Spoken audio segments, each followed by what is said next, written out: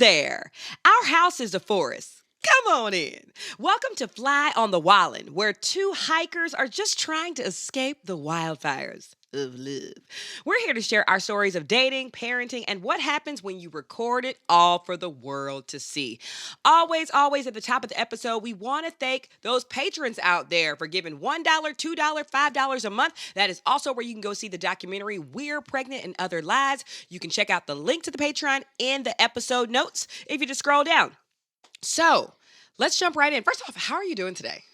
Man, I got coffee this morning without you, and it felt very strange. Amber had to do some workout, and so I took the baby on my own for our morning walk, and it just didn't feel the same without you. So I'm feeling pretty sad this morning. Really? I got to miss out on a morning walk with you, yeah. Yeah, but you weren't motivated by me, like, putting in those reps at the gym. No, because I didn't see you putting in the reps on the gym. That's true. No. I gotta show you the videos. Yeah. Gym culture is so funny to me. I think because it's so like, muscles, man, there's always someone doing something that baits people to start a fight with them. Like somebody today at the gym was wearing this shirt that says like, I love America and I love Kanye West.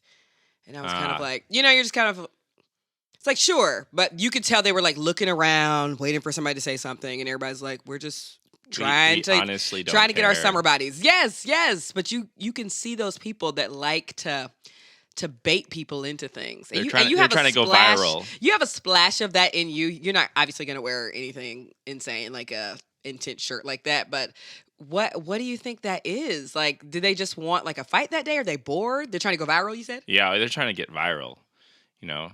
How do you feel about white people wearing like a black person on themselves? Are you referring to yourself today? Maybe.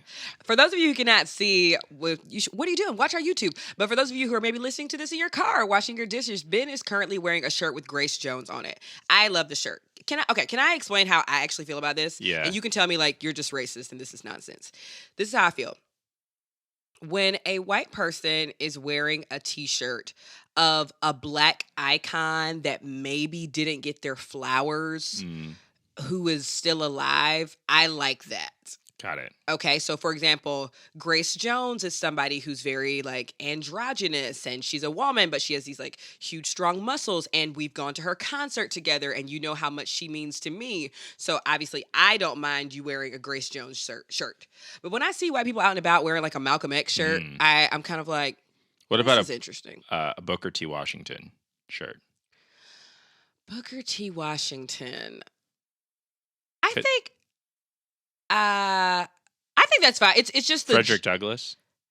Yeah, but it would make me do a double take if So somebody was just at the beach.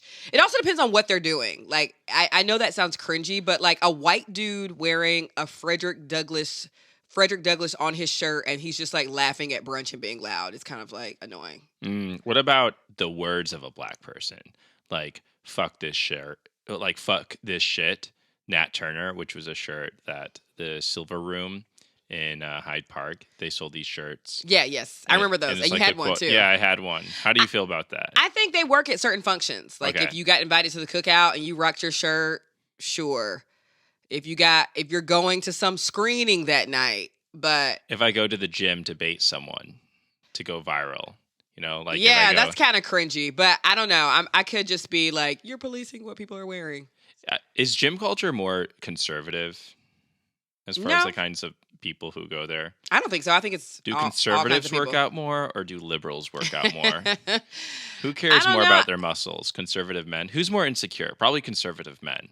I don't think it's like that. Well, maybe where I'm going, I guess it also depends on how much that gym costs. Because if you're going to like a 24-hour fitness that's like not super expensive, obviously you're going to get tons of different people from different social classes. Conservatives are poorer, you're saying? No, I'm just saying like if you go to a bougier gym, you might get more conservative people there. I don't know. Oh, really? I would guess. I feel like rich white liberals are like the gym people. Maybe. I haven't thought about the political ideological breakdown of the gym. Yeah, But what? you want to start the show? Yeah, I mean, This is funny. We kind of did start the show. We're rolling in the show right now. We ain't touched this outline, but I'm enjoying having this conversation with All you. right, so I need to understand black people on a shirt. So there's black words, black. Yeah, what do y'all think? Can a white person, should a white person wear a black person on their body to show that they're cool with black people? Well, see, for example, Grace Jones is like, while she represents like femininity and masculinity and all the entities, she's also a musical artist and an actor. So you're less. So that down for with me her is music. fine. Like if you're rocking a Drake shirt versus an MLK shirt, it just holds different weight. Like if you're rocking a political activist on your shirt, like an Angela Davis, and like Angela Davis, Asada Shakur. Yeah. Like if you have them on your shirt, you're almost begging me to ask you, and then you're out there just like playing volleyball. I am curious. What about, about like, if I was playing like a more traditional black sport? like you're out there playing basketball, like one of your props for rocking your Tupac shirt. Even Tupac can get interesting. Yeah, blur the lines, right? Because of the political activism. Person. Tupac is more political now than he is a musician, right? I feel like maybe. Yeah, I also think that it's cooler that like you're a dude and you fuck with Grace Jones versus like. Remember that time you were trying to wear that like Muhammad Ali jersey, and I was like, you don't like sports. He's a big kind of activist. Like I was like, this is weird that you're wearing this. Oh, I guess there's you see how that's kind of weird? I don't know. Well, for me, I love the Silver Room in Hyde Park, and that's another shirt I got from the Silver Room. They're a small business, and I wanted to support them. Right? I like that. And it was like designed specifically for the Silver Room. For sure. And a lot of those shirts are designed from the owner of the Silver Room. So Yeah. I would be walking around wearing his shirt, and he'd see me. He's like, you like that shirt? I'm like, yeah, this shirt's great. He's like, I designed that. I was like, oh man, that's awesome. So it was just sort cringy of like you're the white dude with the black girlfriend, and then you're rocking the Muhammad Ali shirt. It's like it's too much. It is so cringy. But I mean, I'm saying this to say, like, if I saw a white person rocking a shirt with like W.E.B. Du Bois, I wouldn't stop them in the street. I'd be like, oh, that's interesting. I would think it's interesting if they were also rocking like George Washington too. Like I'd be like, ooh, that's a little interesting. This is how woke I am though, because this shirt I'm wearing says it says Space is the Place. Yeah. And Space is the Place is actually the name of an album by Sun Ra, and it's actually a visual album, super dope. I think you can watch it free on YouTube. Yeah. So you want people to ask you about your shirt. Oh yeah. I want to proselytize to the world. It's the evangelical in me. I believe in something. I got to share it with everybody. I think I saw like a white girl wearing a shirt that had like Sade on it, and I was like, I love it. Like, I think it just depends. It's like let me know what y'all think. It's black person by black person. Yes, because you know what? We do have different opinions on things. What about a Kanye West shirt now? How would you like a white, what I saw today? A white person wearing a Kanye West shirt now is giving white supremacy. Yeah, a little bit. Yeah. Except apparently Kanye likes Jewish people now. He recently watched 21 Jump Street. Oh. And he's like, Jonah Hill made me like white people now. He only recently watched the remake of 21 Jump Street? I think so. He's like, wow, this movie is so good that now I appreciate Jewish people now. So he is no longer anti-Semitic, and 21 Jump Street did it. So I think if you know any white supremacists out there, send them a digital copy or a hard copy of 21 Jump Street. What is a hard copy? A DVD? Yeah, a hard copy is a DVD or a videotape. Can you get Everyone watch 21 Jump Street. That'll heal the world. Actually, what the fuck, dude? Like, really? That's weird. That is... I don't understand. I mean, that's where we are now. Okay, do you want me to talk about Just this? Everything is politicized Speaking of things, okay, this is really fun, and we're recording this episode a little bit early, so this might be old news by next week. But I still think it's fun to talk about. I want to confirm. I am not a journalist, so I might mix up some facts of this, but the sentiment still rings true. So, Saucy Santana, we love, huge queer icon rapper. And Saucy Santana was booked to perform at a nonprofit show, still for money. Still, I think it was like a $25K fee for Saucy to perform. Saucy did not show up to this. Apparently, Saucy missed her or his flight and was not able to make it. But Saucy also, in addition to supposed to perform submitted a rider. Every entertainer has a rider. What's is a rider? A rider is like, here are a list of things I need in my dressing room, and I need to be comfortable while I'm performing here because I can't travel with all of my things. So here are things I need to really be in my element to give you the best show possible. Maybe I need these things before the show or after, but a rider is like basically a list of items you need. And there's always rumor about like celebrities having like insane riders. Like Mariah Carey won't eat the green M&M, so you should pick them out. Or like I've like Trey Songz or somebody wanted like 20 dozen roses delivered to the room, maybe to throw out to the audience. So I see sometimes this rider might look insane, but it's what I need to feel comfortable performing. So it's giving wealth inequity. So here's the thing about it. So what do you mean wealth inequity? When you read some of these writers that these celebrities want, you're like, literally, man, or even just hearing $25K. Yeah, that was cheap for a show. $25K is the average of American wealth or whatever. It's like $50K a year. I think it's less than $50K. So you want $25K for a single day that is half the salary of most people in the United States. Wait, so do you have a problem with Are you having a problem with the rider or the fee for? I think just any rider is weird. Just show because show up with sometimes some water and a Subway sandwich. You're fine. But what if you have dietary restrictions? What if you're going to be asked to be there for a meet and greet after?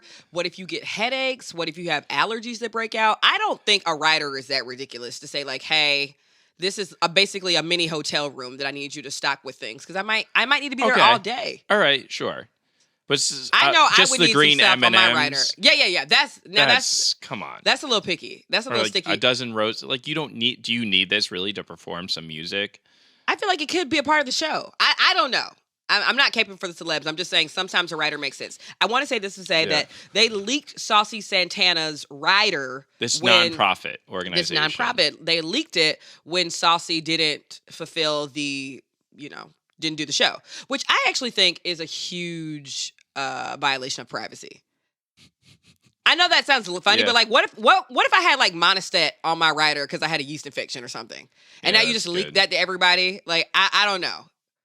Mm-hmm. Like, couldn't some interesting information come out of a rider? Oh, for sure. Like somebody could be like, "Dang, like what's going on with your diet?" Like that opened you up. Yeah. What if you just had a hair transplant or something and you needed like cold presses for your hair, but you didn't share it with people? It's giving unprofessional. It's giving unprofessional. Non-profit. It's giving nonprofit. So I say all this to say, let's check out some of the things that were on this rider for the hospitality part, not for the show. By the way, I work for a nonprofit, so I like to make fun of them. What nonprofit did you work for? This is news to me. The Episcopal Service Corps. Oh, yes. Did you submit your rider to them and they didn't meet it? No, I'm just saying a lot of these organizations, front themselves as being nonprofit, but they're run by very, very wealthy people. And the concept is like nonprofit for profit. So taking advantage of young workers for little to no pay. I sort of hate nonprofits. Okay, so good. So you're on their side, not Saucy's. I know. And you're on Saucy's side. I'm on Saucy's side.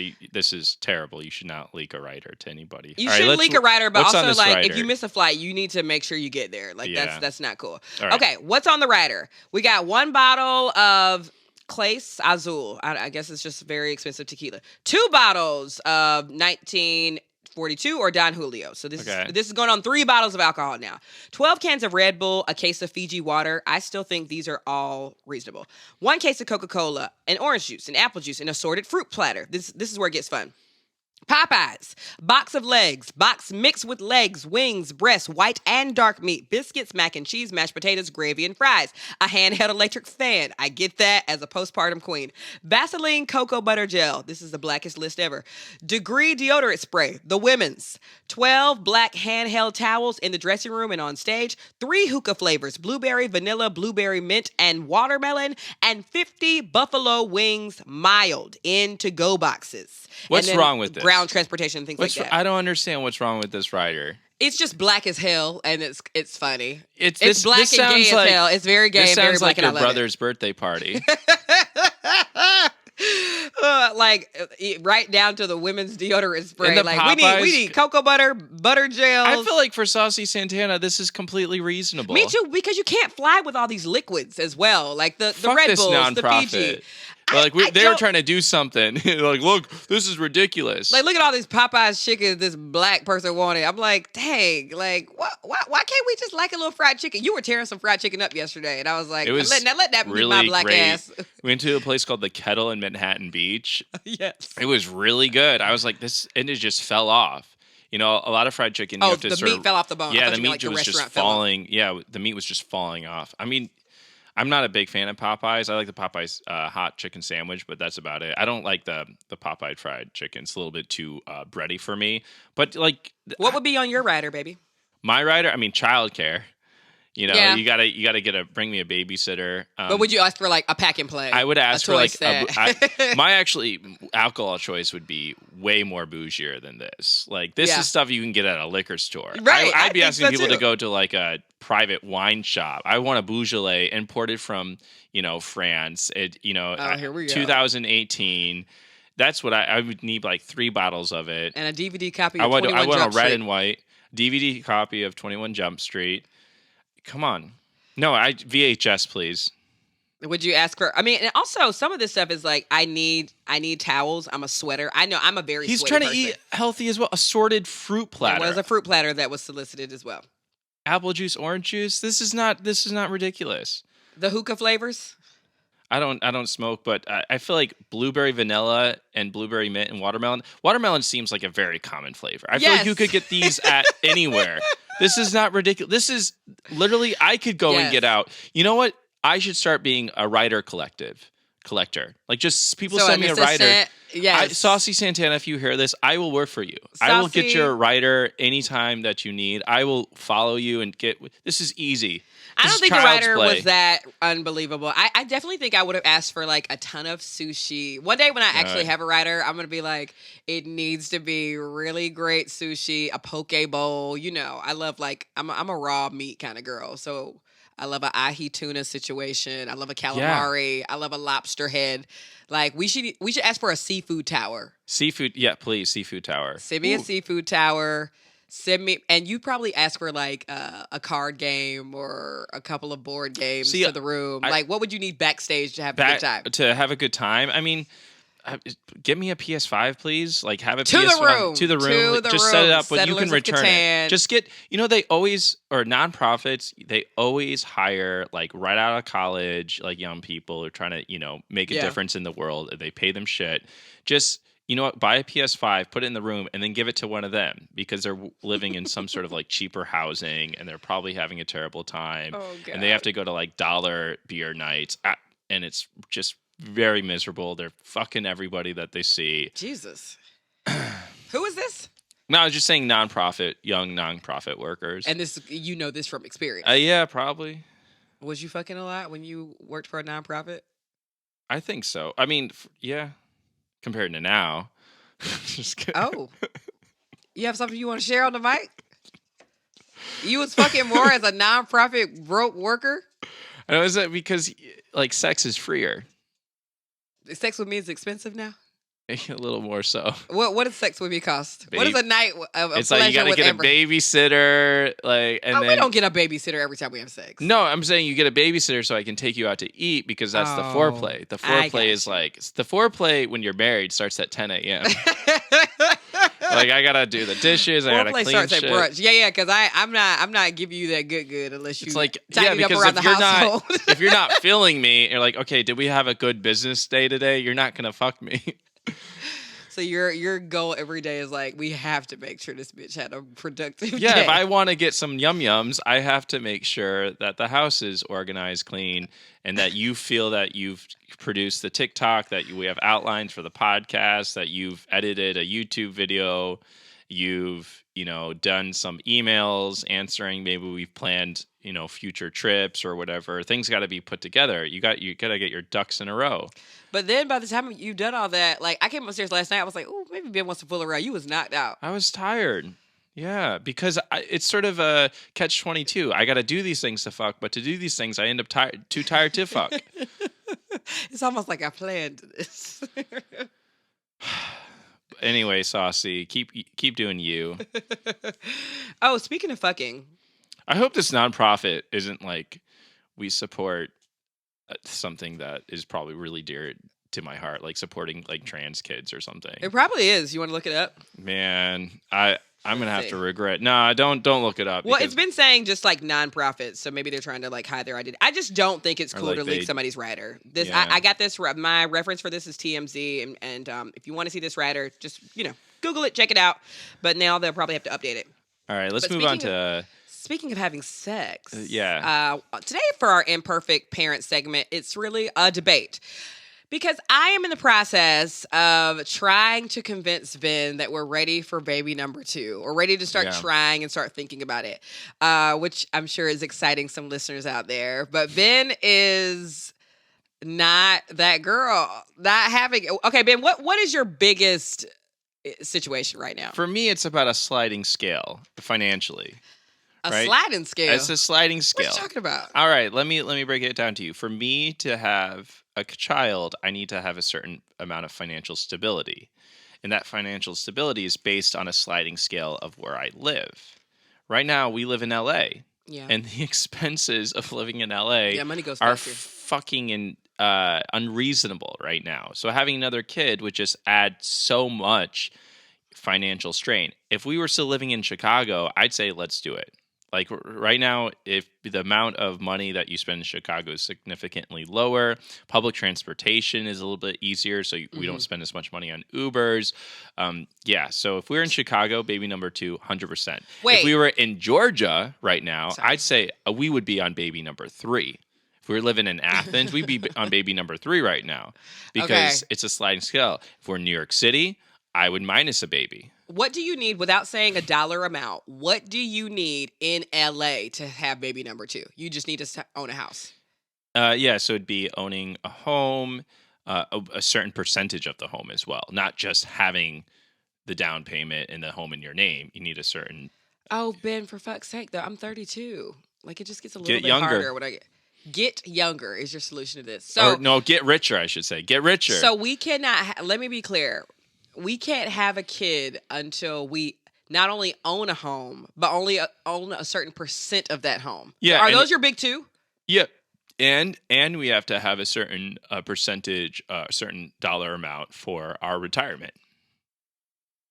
Those are big things. They are big things. But we would have those things quicker if we live in Georgia. So if you really want a baby, you got to. No, I'm not moving. I feel like we're doing really well We're here. doing great here. So we're not to the point of getting for baby number 2. I think maybe 2 years from now, if things keep going the same, I don't get canceled, you don't get canceled, we could be on baby number 2. Give me a year. 2 years from now? Yeah, maybe a year. A year. I think we could do it in a year. Which one is it? You just said 2 years. Do it a year. Well, it'd be 2 years because you start in a year. Yeah, the pregnancy itself takes about a year.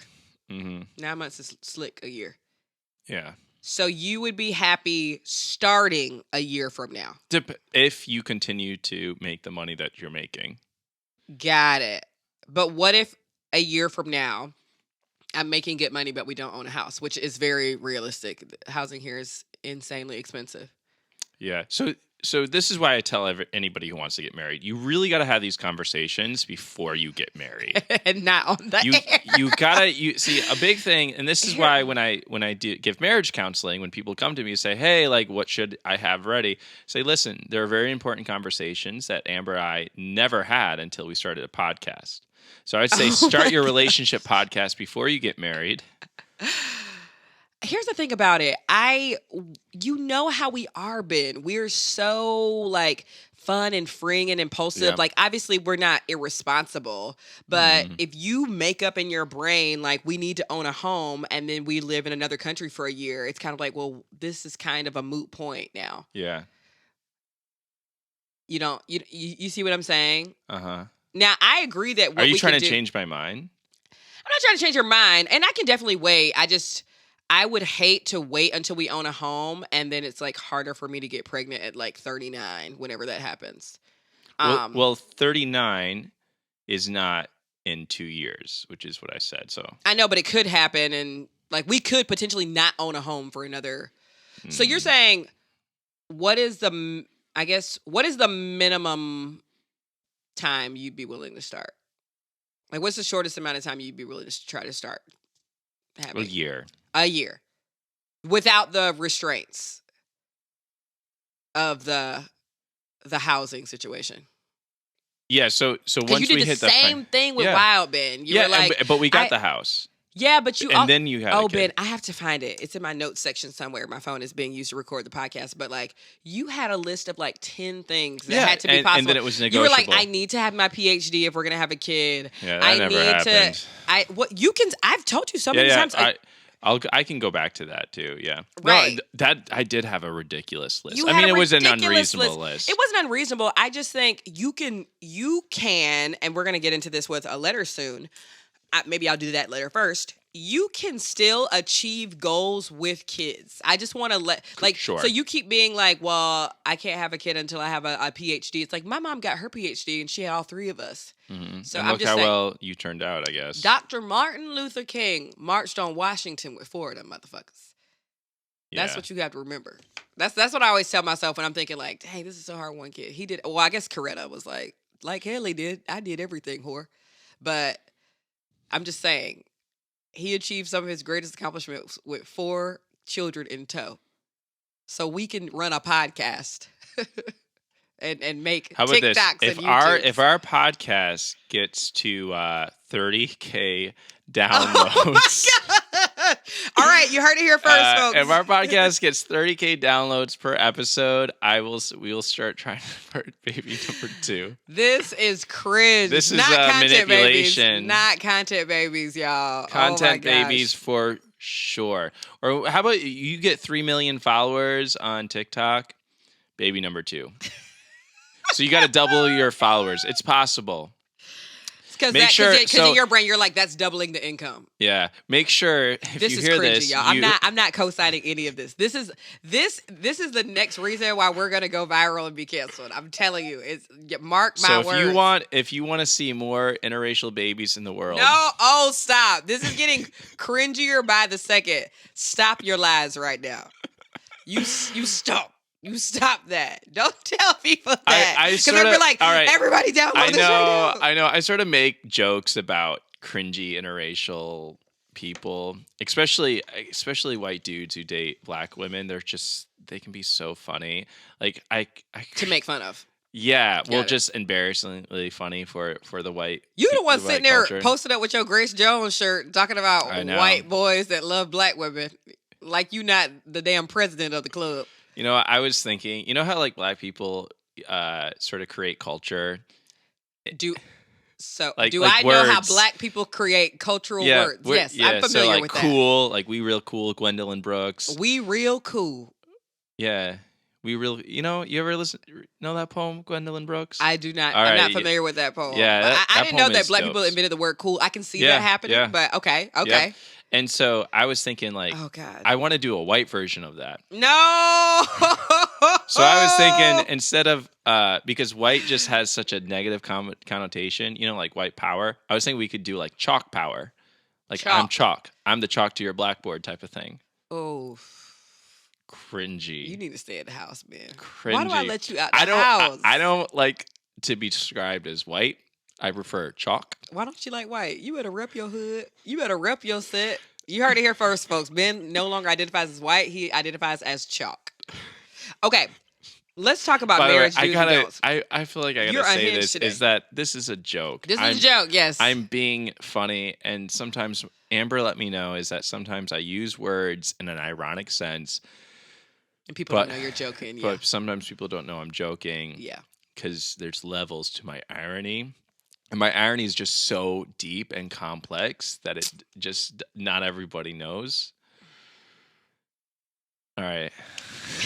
We should move on before I punch myself in the face. No. I mean, I fell in love with your humor. I think it's funny, but I guess if somebody doesn't know you, they're like, this dude is freaking horrible. So we did have one question. I was going to make this one second, but since we started talking about it, somebody else was saying like, hello, I'm 26. Oh, this is called Marriage Do's and Don'ts, the part of the show where you write in and tell us any of your dating relationship questions, marriage questions, singlehood questions. It's do's and don'ts because, we don't have to do marriage. You said marriage do's and don'ts. We Yeah, just yeah, call it's this like, I segment do. do's and don'ts. Right. Do's and don'ts. And so write in with any questions you have. And this person, oddly enough, was asking about children. So this person writes, hello, I'm 26. I work from home for the state of California. I've been with my boyfriend for 3 years. No children yet, but we're talking about it in the next few years. I wonder if a switch will ever go off in my mind that says, okay, I'm ready to have a baby. My question is, how will I know if I'm ready? Now, this person is 26. They work from home. They've been with their boo for 3 years. Can I get graphic for a second? Ooh. So if you'll only know when you're ready. So if you're like, oh God, you're getting pounded and you're like, oh God, without a condom, and you're just like, all right, you and he says, can I come in you? And then you just say, yeah. Like, I feel like, yeah. That's when you know you're ready. No, that's terrible. Can I get graphic? Terrible. Terrible fucking advice. Sadly, a lot of people, not sadly, I guess sadly, well, realistically, a lot of people, that is the whole entire thought process that goes into planning for kids, which I will say this. As much as I make fun of you about having these like ridiculous expectations for going into family planning, I feel like you and I did a super, super great job about having some very intentional conversations before I had Wild and we started, raising her and doing things. So we talked about, I'm not going to give an age of readiness, obviously, like as much as I want to believe like, I'm this millennial woman that can do it all. Like sometimes biology doesn't really make that happen if the longer you wait sometimes. I know that sounds shitty to say, but it is harder to get pregnant over 35. It's not impossible. I know plenty of women that have had children 42 40s and yeah. Of course it's just a little bit more challenging, and then you might start trying and then you might need IVF and things like that. It can be a little bit difficult, but I will say the biggest thing that was helpful for us was actively saving money for Wild. That was huge because that sort of showed like how serious we both were about having her. I think what Ben and I did specifically was we went online and we Googled how much does it cost to support a child in their first year. So we were talking like hospital bills, everything. And it depends on where you are, what state, where you live. We currently live in a place where we have to pay every time somebody watches Wild. Maybe you live around the corner from your parents or things like that. But I think you should Google. I would tell anybody this, straight families, gay families, anybody who wants to family plan, I would say Google how much it costs to support and raise a child in their first year and do your absolute best to save up to that dollar amount. I would say that is something that we did that was super helpful so that we can and of course people are going to buy you gifts for baby showers and stuff, but I think it showed Ben that I was ready to do this with him. He was like, oh, you eating out tonight? We're saving for the baby fund. We're saving for the Wild fund tonight. And so I was like, you know what? You're right. Yeah. And so when we were maybe like, $1,000 shy of that goal or whatever, we started trying. Yep. I think should I say how much we saved? I feel like we saved like $14,000 or something like that. Yeah, for Chicago. That's really great advice, Amber. I think so. So and a lot of people are like, you don't have to save a dollar amount to have a baby and things like that. You don't.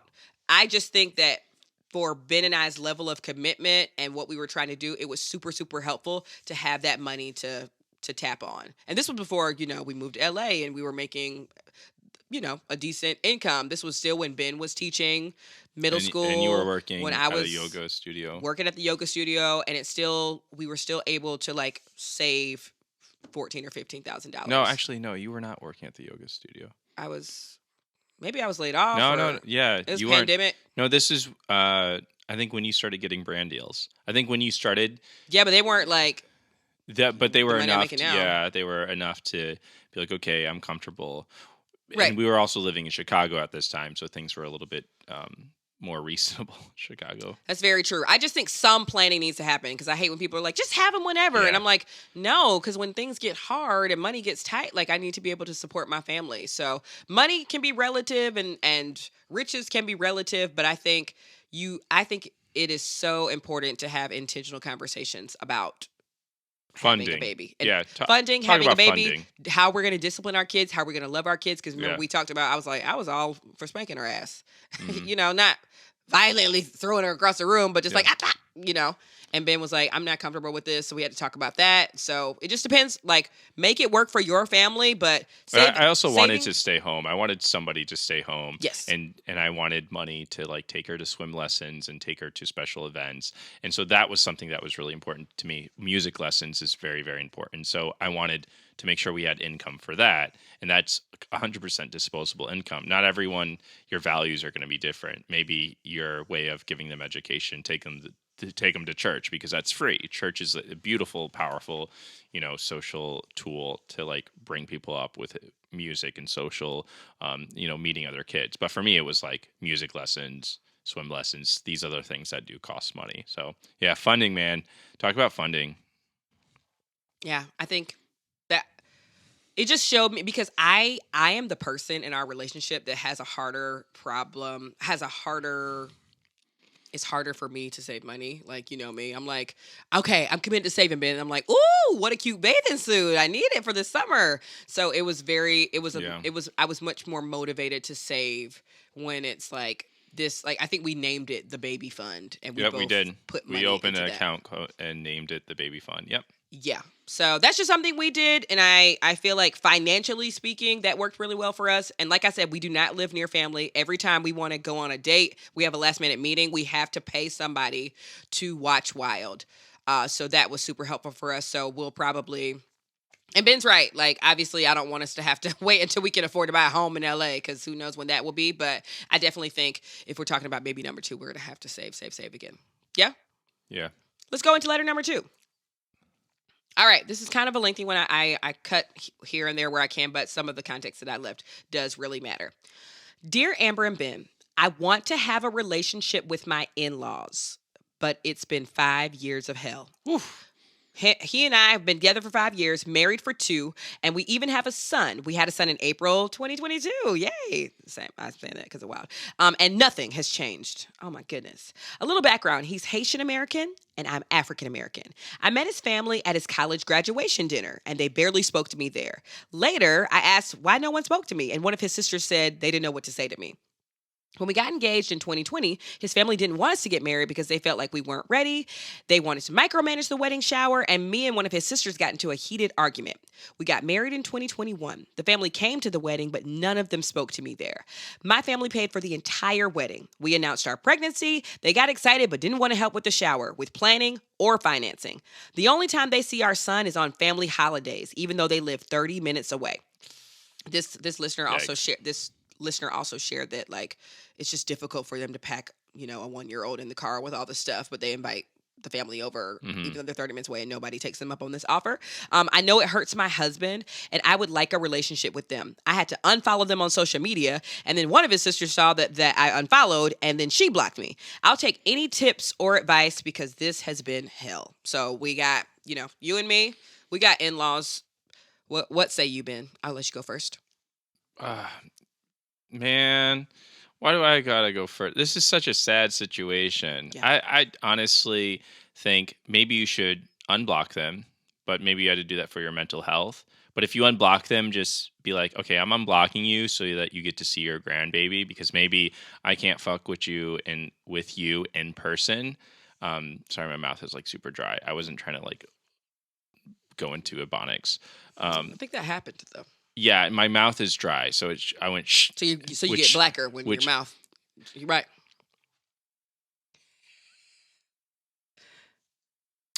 so yes, I think you should. I'm gonna drink some water. Have social media as just a thing that you do for them, and man, I'm sorry. This stinks. I Eh, got something. all right, go Hear for me it. out. Okay, just hear me out. Uh, Here's how I feel about it. Outside of this situation, our husbands, I don't know what it is, and I'm speaking just for like husband wife dynamics. Please call in if you're saying, like, no, this happens to me and I'm a lesbian and I have a wife. I have learned, even from talking to my mother and from my experience with my husband, that men, here I go getting flamed. Men sometimes don't take the charge in navigating and upkeeping certain relationships, namely with their family. I'll start with you, for example.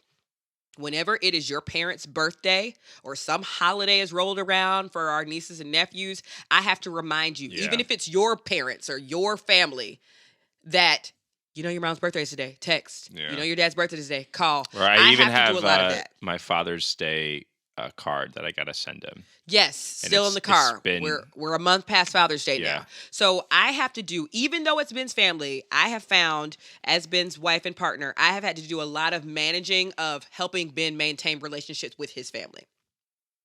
Okay? My mother does the same thing for my father. Please sound off in the airwaves if you're like, I do the same thing with my husband. I'm getting better, though. Yes, you're getting better. Thank you. But this is something that my ego got hurt a little bit. No, it's not because you love them any less. It's because women sometimes are just better at maintaining friendships. When we miss our friends, we call them. When we miss our family, we call, we FaceTime. You know how often I FaceTime my mom and my sister? It's like daily. Where sometimes you'll be like, I should call my family member. They've called me 5 times. Yeah. So I say that to say sometimes, for whatever reason, women are really great at just like navigating friendships and familiar relationships, okay? My mother does this for my father. My mother, my father's side of the family right now is planning a family reunion. My mom attends all the meetings, even though it's like my dad's side of the family. I think I want to admonish this writer to take a little initiative about maybe coming together with this family unit and charge it to your husband, okay? I would come to my husband, especially now that you got a baby. If this was you and your family didn't want to talk to me, I would say, Ben, I need you to pick a date on the calendar where we can go to your parents' house and we can sit down and just maybe have an honest conversation. It might be scary. We can discuss some rules about it, but I need to have a good relationship with them. Or at least I want to say, if I don't have a good relationship with them, I want it to be because I tried my damnedest. Because it feels like, honestly, and I'm not trying to discriminate against Haitian American people or Caribbean people or West Indian people at all, but maybe a little bit of this is like they wanted him to be with a Haitian girl and you're not Haitian. Maybe a little bit of it is that. Like some cultures are like, yo, you're Jewish. We thought you were going to marry somebody Jewish. Like it's a cultural thing. So maybe a little bit of their emotion is like, you know, we always thought that our brother was going to marry a Haitian woman.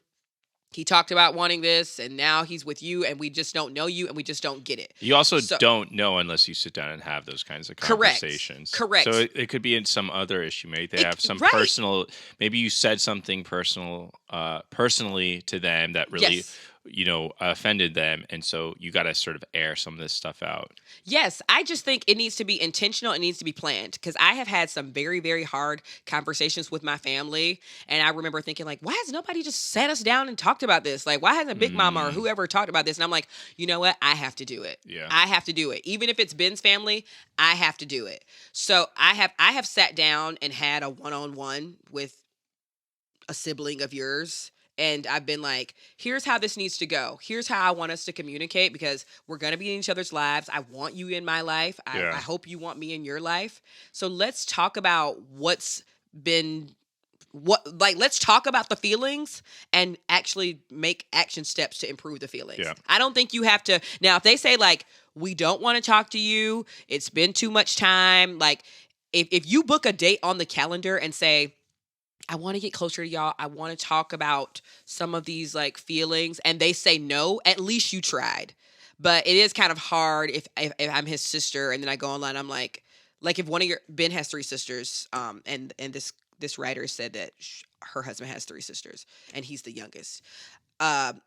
If one of your sisters looked online and saw that I blocked them, I think that would be weird. Yeah, I think it would be strange if they unfollowed and they're like, she did not talk to us about this. I also love your sisters, so that would also be a little bit strange. The only person you ever blocked is your mom, and you told her you were going to do it. Yeah. She was policing my content. She's like, why do you keep saying these cussing words? So I was like, and I told her, I was like, I have to block you temporarily, and if you continue giving unsolicited advice setting a boundary on me being a grown woman, I will continue to block you.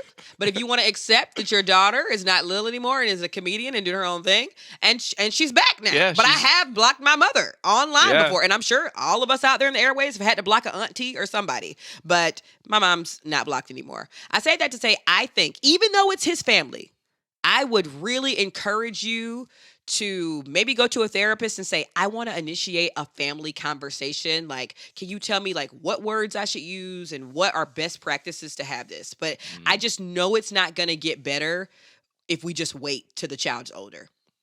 Like it's not like sometimes people are like, "Ooh, now if we have a child, this will be fixed." Like everybody loves kids, everybody loves weddings, and we've seen with each of these benchmarks that she laid out that it has not gotten better.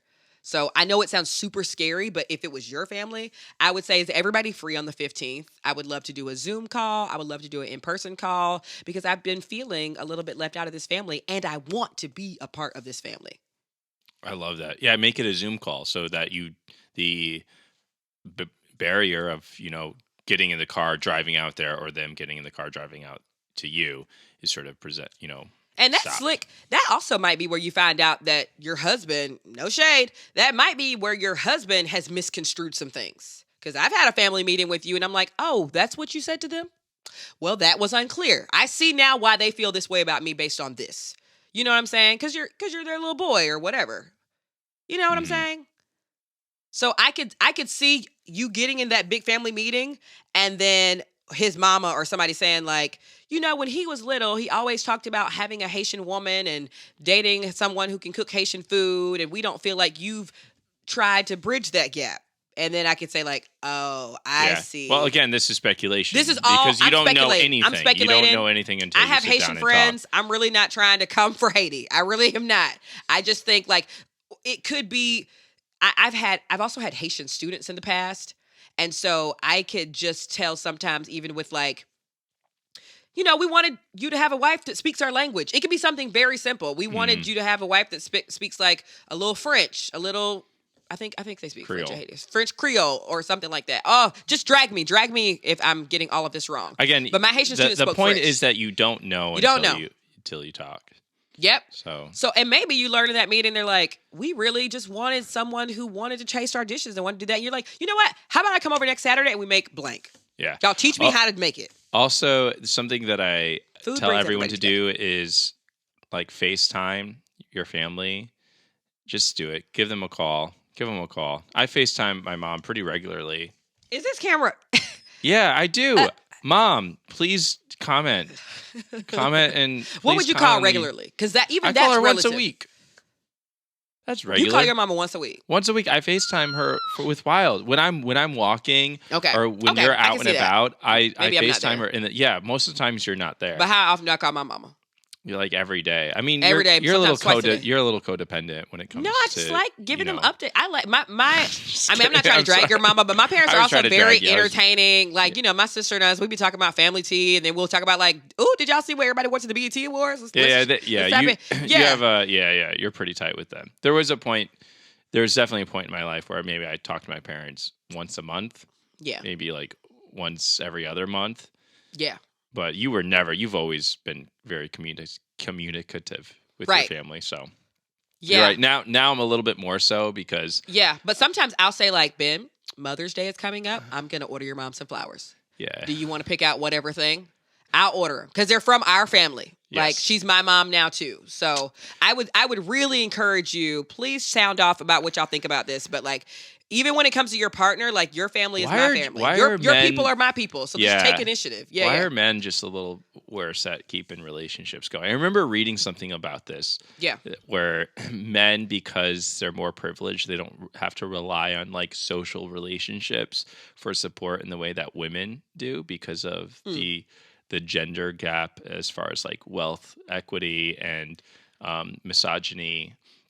So like it being a man's world, you require Like, I don't have to maintain these friendships. you don't have to I'm good. maintain friendships for emotional support, and also men are not conditioned to I think be it's that. expressive of I think their it's a little bit more of that. emotions. So I think those are two reasons why. So I'm just not as like conditioned on expressing my emotions. I have the same emotions as Amber.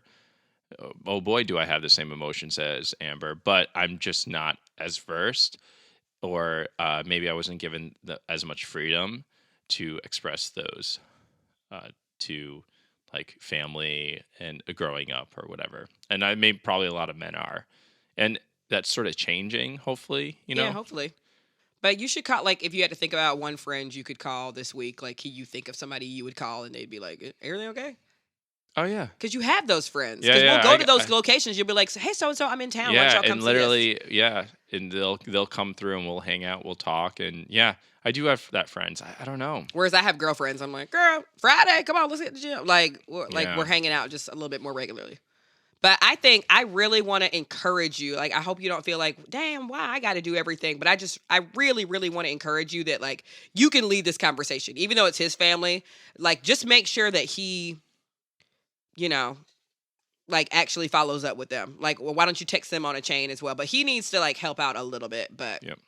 just book it. Put that date on the calendar, and y'all have that hard talk.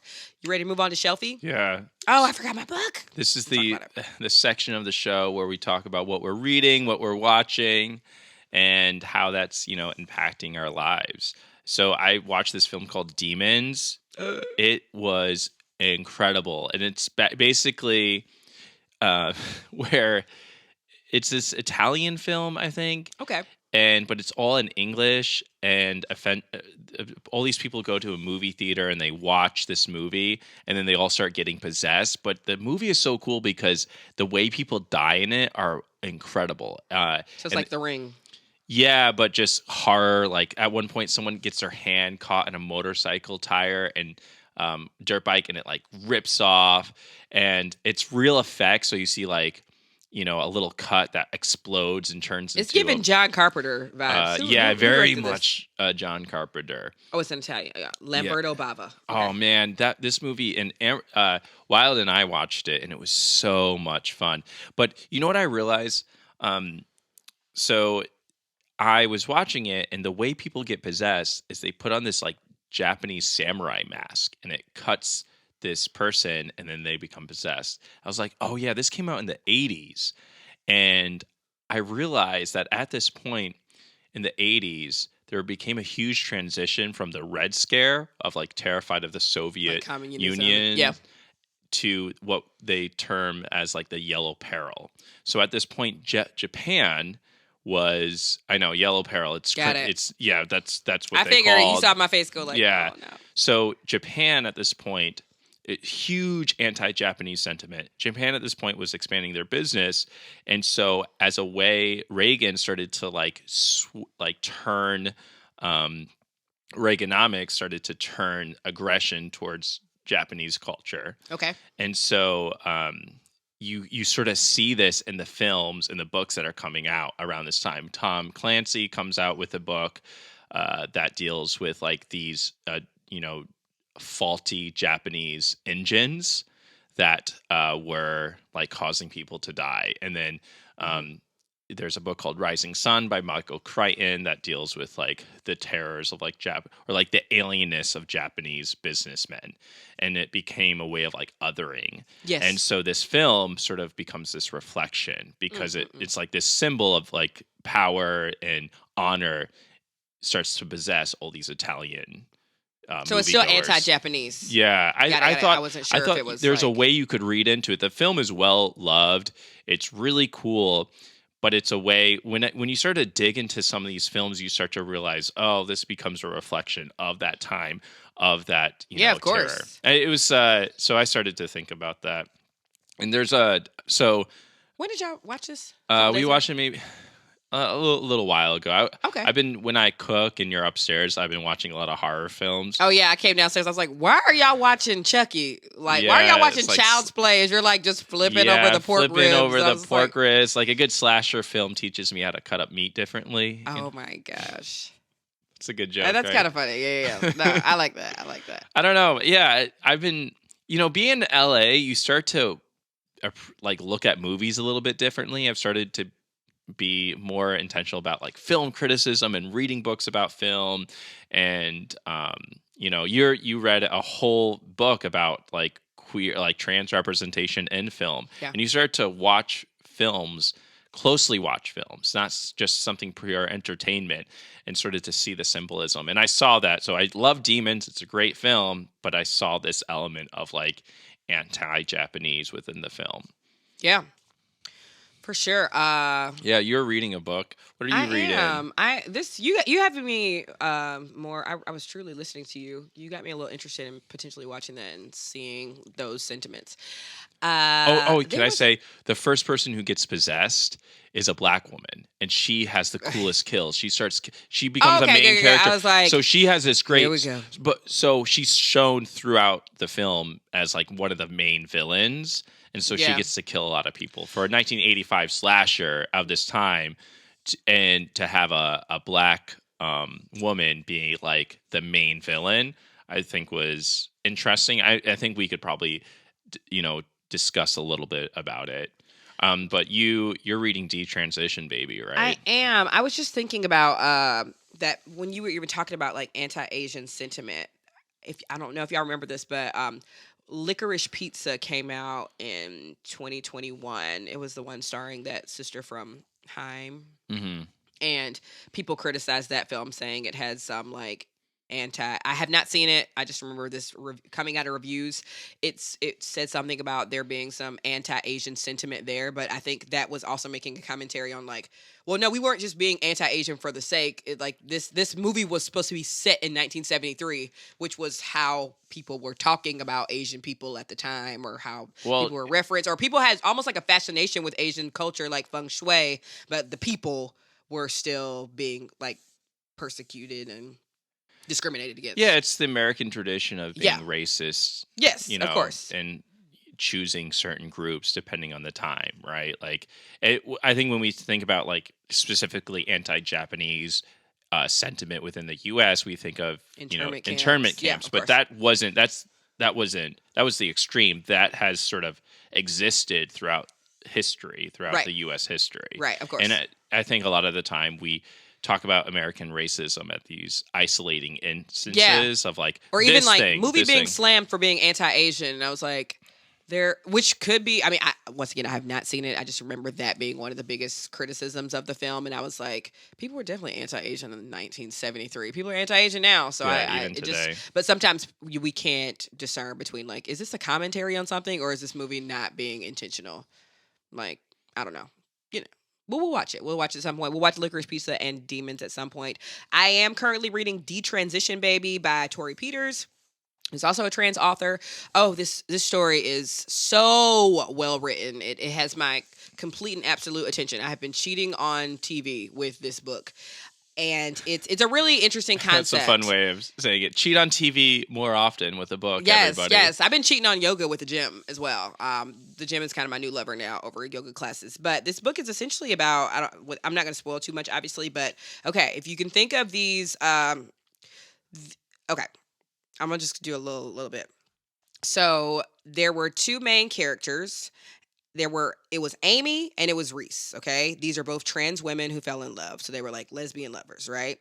Reese wanted a baby, Amy didn't, and they also had some other issues going on, like they weren't compatible. So Amy and Reese break up. You still with me? Amy detransitioned. So she transitioned into being trans, and then it just got like too hard. It was just too unsafe. It was too hard to wake up every morning and try to live her most authentic self. So she transitioned back to a man, and now goes by Ames, okay? So we got Reese, who still lives as a trans woman. Amy used to be Amy, now Ames. Ames has impregnated another woman named Katrina. And then eventually Ames has to say, like, just so you know, Katrina, like, I didn't think I could get people pregnant because I was taking these, estrogen and then back to testosterone, and I really didn't think I could have kids, but like, I clearly I can have kids, and you're pregnant now, Katrina. Katrina kind of doesn't want a baby. So now Ames is essentially proposing to Katrina, like, how would you feel if, you know, we raised this baby in a triad with my ex lover Reese, because it's like we just kind of hooked up. Like Ames cares for this other lady, but no, he loved Reese, Mhm. And all Reese wanted, as sort of a marker of her a marker of her womanhood, all Reese wants is a baby and a family. And so So it explores yes, the triad. Yes. of relationships. And then Right. the book also explores the process of detransitioning and why they would do that. Because I think when we hear detransition, we think of like conservatives say, "Hey, look at all See, these people you were detransitions." Yeah, confused. see, Yeah, you shouldn't have done this it. Yeah. the thing this book is, I think the purpose this book is doing so well is that Yeah. it explores it in a much more nuanced Very way. nuanced. So So good. so my question for you, Amber, is what celebrity would you raise a triad with me in? Uh hmm. It would have to also be a celebrity that wants a baby or I guess has a baby, right? Because I immediately thought of like Tracy Ellis Ross. Like I feel like she would be a good like I got the baby, y'all go have fun. Like like that would be a fit. But she's also like the child free auntie living her best life, so I don't think she would want that. Maybe if Quinta Brunson and her husband were willing to like raise a child as like So a quad? a quadad, Okay. I would love that. Like think about that. That's just tons of laughs, tons of joy. I don't know who her husband is. He hasn't been really like the focal point of her career like some people. Does he have a person? I mean, I don't know his personality, so we would have to bring him in. Wonder if Quinta Brunson wasn't married. Then It'd just be Quinta. Okay, got it. Let me think about somebody else who I think of as like nurturing, like a Tabitha Brown would be a great. But she has like, her own family. She does have her own family, so I guess we would have to help with them. Yeah.